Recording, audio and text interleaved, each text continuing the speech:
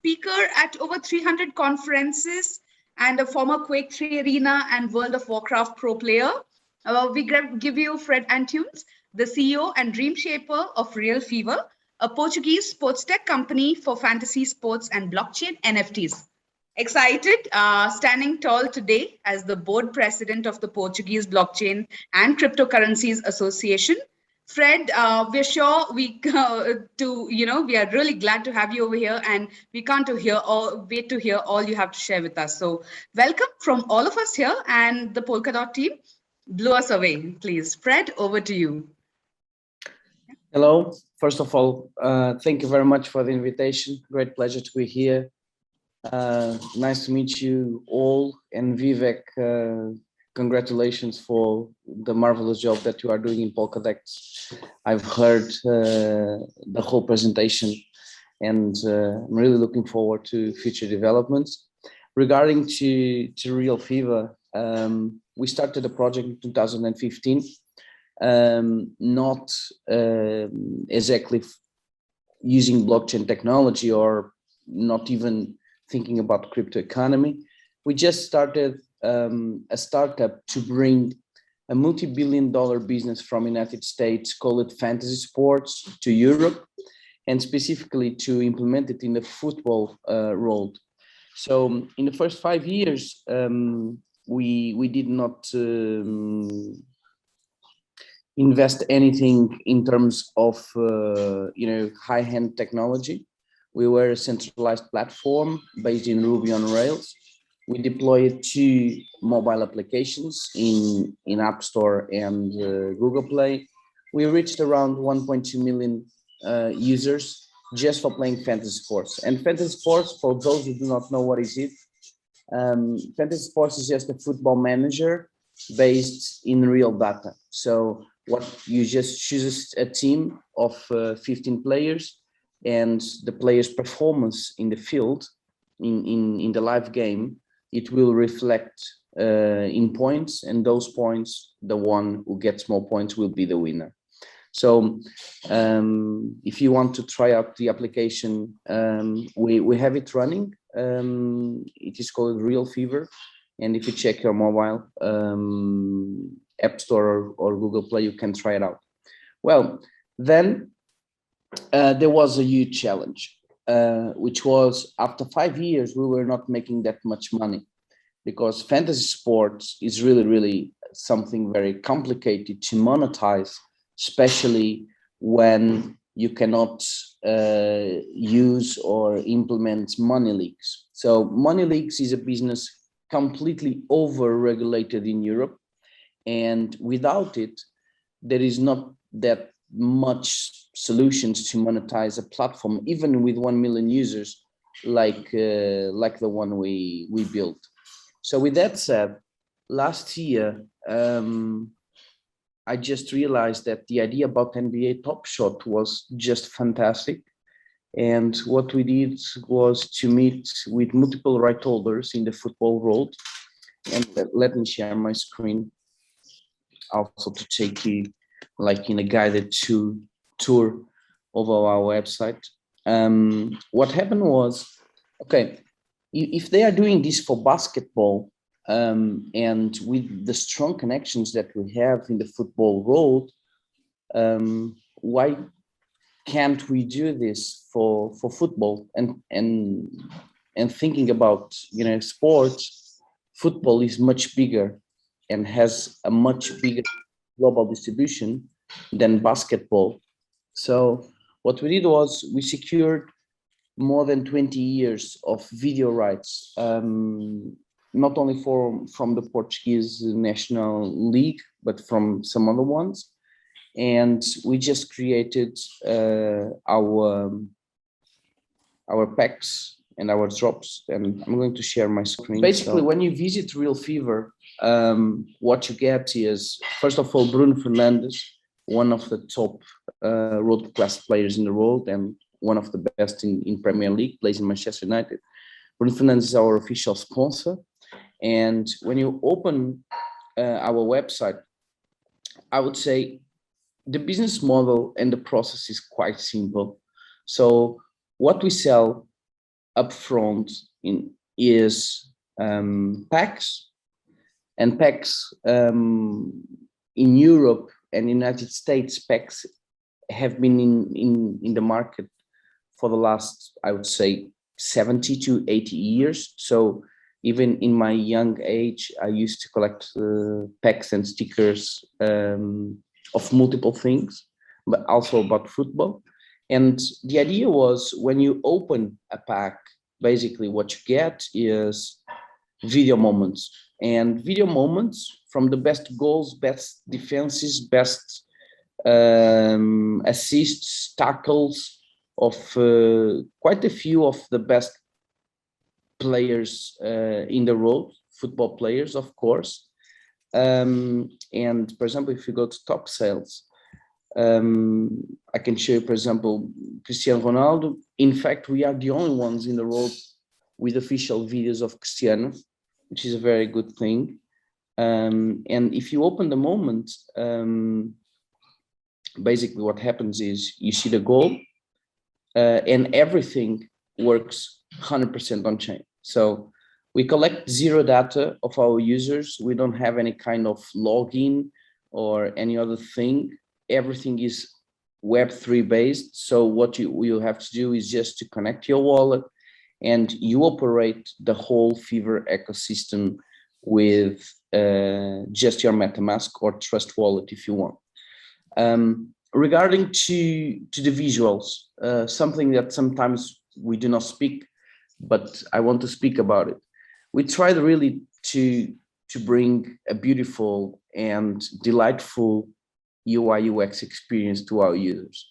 Of course, there is a lot to improve.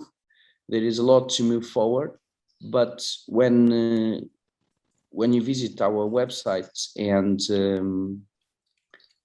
when you navigate over the pages and the moments and everything, we tried really to create a very good and impressive, immersive experience, let's say. And compare to our biggest competitors, community was very delighted with what we gave them, not only in terms of the content, but the UI UX and the whole design and interface. What am I missing? Fever token, yeah. So we also deployed the Fever token. I'm not the guy who likes to speak about tokens. In fact, I like to speak about product because I'm obsessed to product delivering and ability to execute. But I think it makes sense to give you a clear picture about what we do with Fever. So Fever, the idea of Fever was always, to bring some hardcore utility for a new token, in the same way that when you visit Disneyland, I have this memory from a young age also. When I visited Disneyland, for you to interact with the attractions, you need to have a card with Disney credits.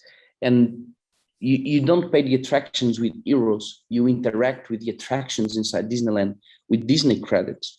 So the idea about Fever token is more or less like this one, which is to interact with the whole RealFevr ecosystem. You need Fever token. So Fever has multiple utilities. Not all of them are already implemented, but we will implement it over our roadmap. But basically, the Fever utility is to buy packs, to trade moments. Then you have subscription pools, which is more or less like a staking pool. The club's launchpad, and then the peer-to-peer NFT lending and the fantasy token leagues.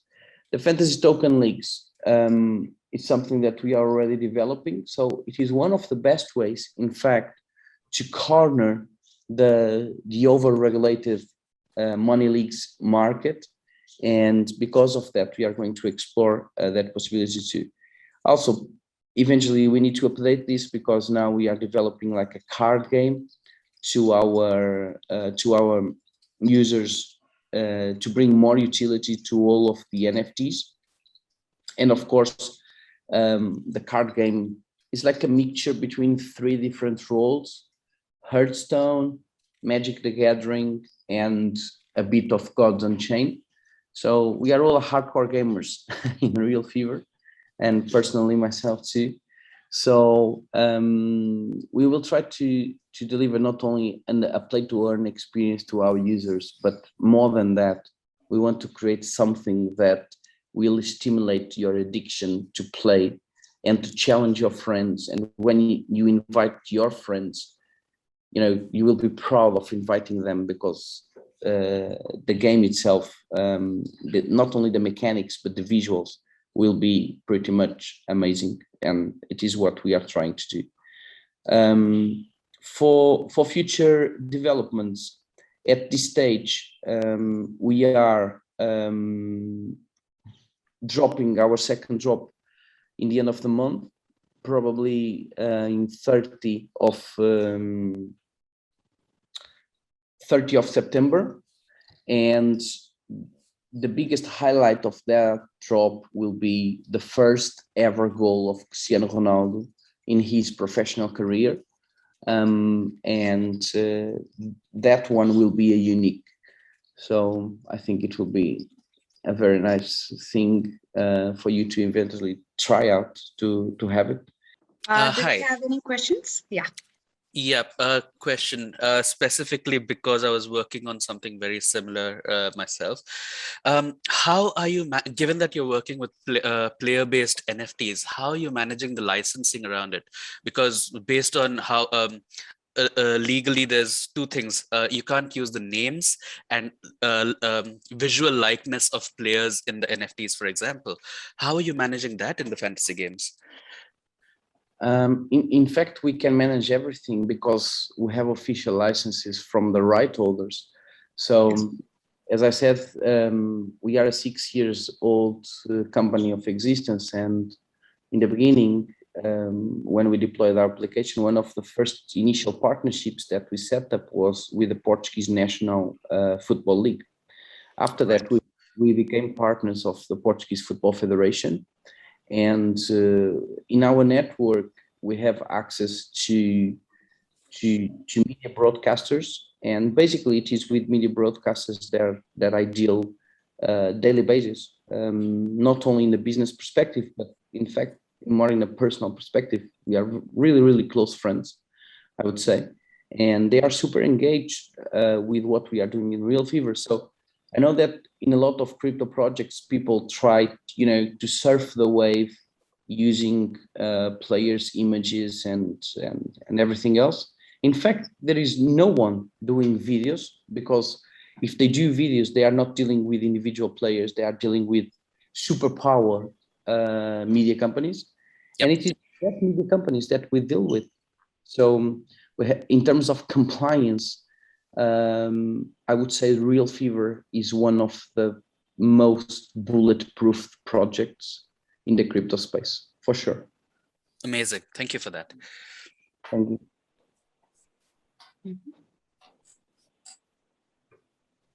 So what's the kind of calculations that you go into while deciding which keys are going to have what kind of weightage in terms of rarity? Is it the player's profile, or are there other considerations also? Yeah, that's a fantastic question, Amit. Thank you. We have in RealFevr today, we are 52 persons, internal, in-sourced. And one of the most important teams of RealFevr is the game mechanics and the mathematics behind what we do. So because of our background in fantasy leagues, as you know, there is a lot of mathematics and mechanics behind the exactly same game architect that we have. When we started to build the drops, we tried to balance very well, how many commons, how many specials, how many epics, how many legendaries. And since the beginning, we will have one unique for sure. Now, the criteria to decide where each player goes, it's very simple. 3 things. So first one, how impressive is the moment, if it is a great goal or not. So if you see there are no legendaries or uniques that are not fantastic goals, I would say. Second thing, the importance of the player. So I'm not going to put Cristiano Ronaldo or Bruno Fernandes in a common, because they are completely on the top level. And the third thing, sometimes we have some players that they are not that much, famous worldwide, but they have huge communities of millions of followers in specific countries. I give you an example. James Rodriguez is the player that has more social media followers in South America. So James Rodriguez probably is not the player that everybody knows from the football world, but if you want to penetrate South American markets, which includes Brazil is like even a continent, not a country, James Rodriguez is a must. So that's the criteria when we try to balance the things: social media engagement, the eminence of the athlete, and of course the execution of the goal or the defense or the quality of the moment, I would say. Thank you. Thank you. A question from my side, SD Samantra. I am audible? Yes.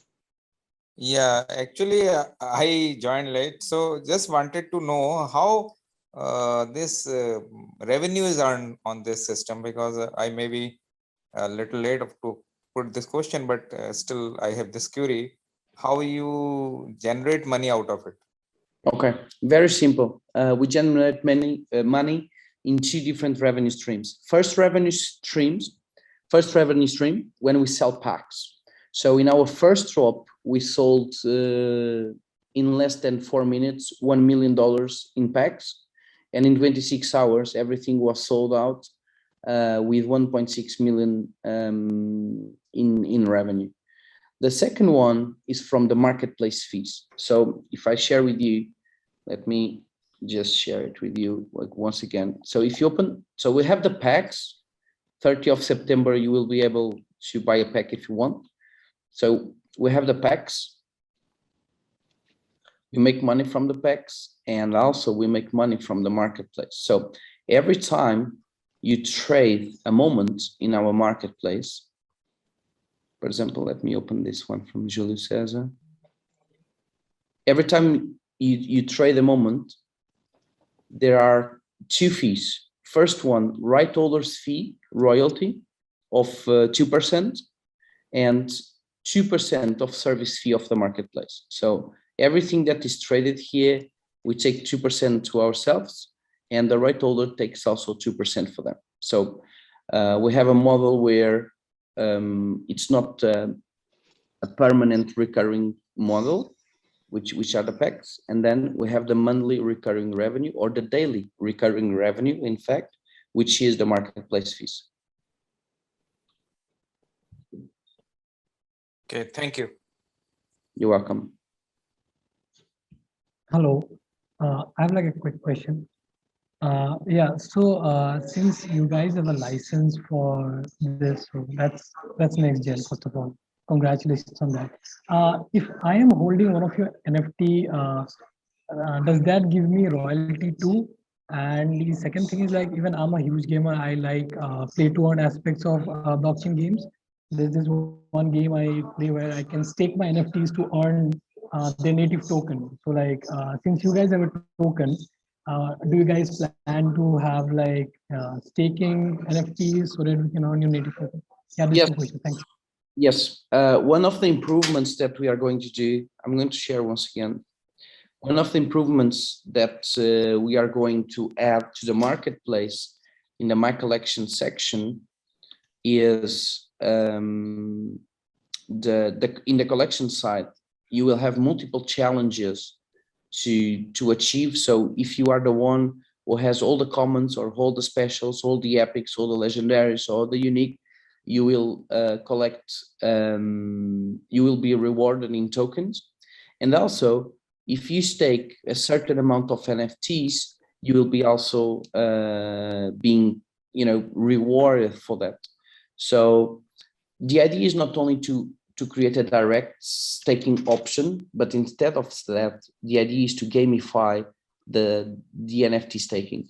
So I would say we will need at least 30 days more to deploy everything. But the first thing that we will improve is really the my collection side. So today everything is dumped there without that much organization. And the next feature that we will deploy is really this one, to let you organize your collection, and you will have multiple achievements when you collect. Awesome. Thanks. Thank you.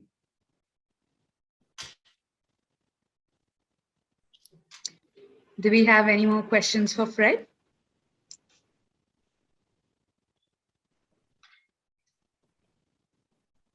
No?